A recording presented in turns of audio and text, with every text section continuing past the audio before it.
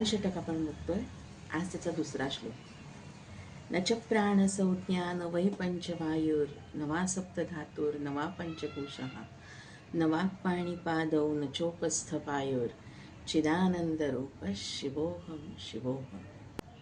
मी शरीरातला प्राणही नाही आहे, नाही पाच प्रकारचे वात जे शरीरामध्ये काम करतात ते नाही आहेत. हे पाच प्रकार कोणते आहेत तर प्राण, व्यान, उदान, अपान आणि समान.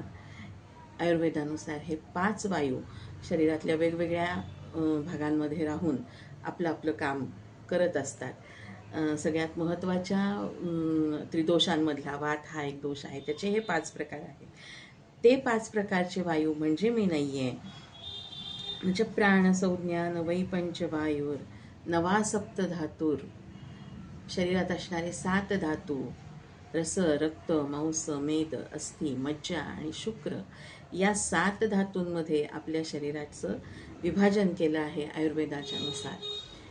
वेगवेगळे अवयव वेगवेगळ्या या धातूंमधून बनलेले आहेत असं गृहीत धरून यांचं संचलन व्यवस्थित होणं म्हणजे आरोग्य असणं. तर हे सप्तधातू म्हणजे पण मी नाही आहे.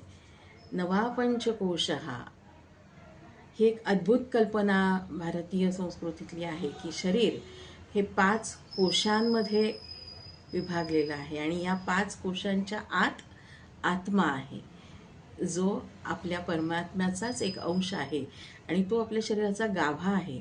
आणि या महत्त्वाच्या अवयवाला म्हणता येणार नाही, पण ह्या आत्म्याला आवरण असणारी हे जे 5 कोश आहेत ते 5 कोश म्हणजे पण मी नाही आहे.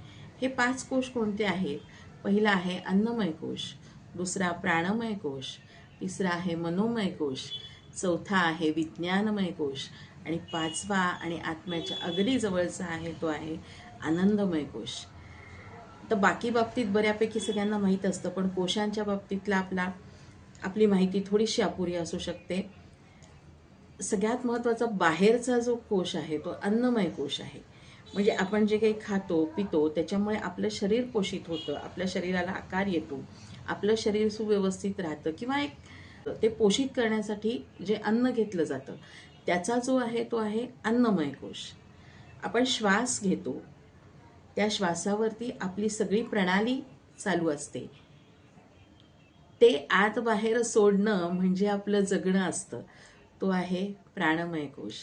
तिसरा आहे मनोमय कोश, म्हणजे आपल्या वेगवेगळ्या भावभावना, आपले विचार, परिसराच्या बाबतीतलं आपलं ज्ञान, हे जे काही आहे सगळं, किंवा आपण काही गोष्टींबद्दल कल्पना करतो, आपल्या संकल्पना, हे सगळं जे आहे हे मनोमय कोशात असतं. त्याच्या आतमधला कोश आहे विज्ञानमय कोश, जे ह्या 3 कोशातून आपल्याला आतमध्ये मिळत जातं.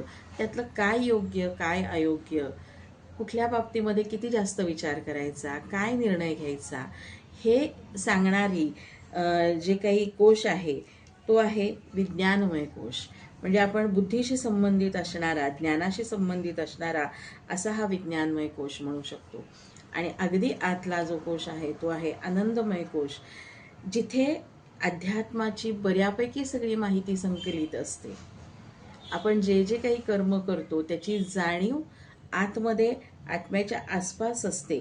तर या सगळ्यातून मिळणारी एक आंतरिक शक्ती, एक आंतरिक आनंद, परमानंद म्हणू शकतो आपण, आध्यात्मिक प्रगतीचा एक सर्वोच्च कोश असं म्हणू शकतो. जिथं फक्त आनंद आहे तो आहे आनंदमय कोश, जिथं फक्त शांती आहे तो आहे आनंदमय कोश. हा आत्म्याच्या अगदी जवळ असतो. आणि आत्मा परमात्म्याशी जेव्हा विलीन होतो किंवा आपल्याला अत्युच्च ज्ञान होतं, बऱ्याच वेळा योग प्रक्रियेमध्ये या सगळ्याचा उल्लेख जास्त होतो की आत्म्याला ह्या सगळ्या आवरणातून ममत्व काढून घेऊन मग परमात्म्याशी संवाद साधावा लागतो. तर हे जे काही पंचकोश आहेत ते म्हणजे ते सुद्धा मी नाही.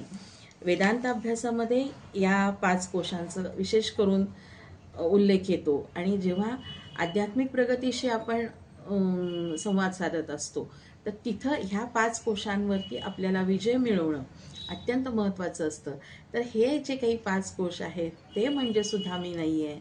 मग मी कोण आहे? मी सृष्टी चराचरात भरून राहिलेला शिवोहम शिवोहम चिदानंदरूप शिवोहम शिवोहम. शंकराचार्य दुसऱ्या श्लोकामध्ये हे सांगतायत की न च प्राण संज्ञा न वै पंचवायुर नवा सप्तधातुर नवा पंचकोशा न वाक्पाणीपादौ न चोपस्थ पायूर. आपले जे कर्मेंद्रिय आहेत, वाक, पाणी, पाद, उपस्थ आणि पायू, हे आपली कर्मेंद्रिय आहेत. या कर्मेंद्रियाद्वारे आपण काम करतो. ज्ञानेंद्रियांनी घेतलेल्या ज्ञानाचं परिमार्जन करण्यासाठीची ही साधनं आहेत. तर हे पंचकर्मेंद्रिय म्हणजे सुद्धा मी नाही आहे. मग मी कोण आहे? चिदानंद रूप शिवोहम शिवोहम. चिदानंद रूप शिवोहम शिवोहम.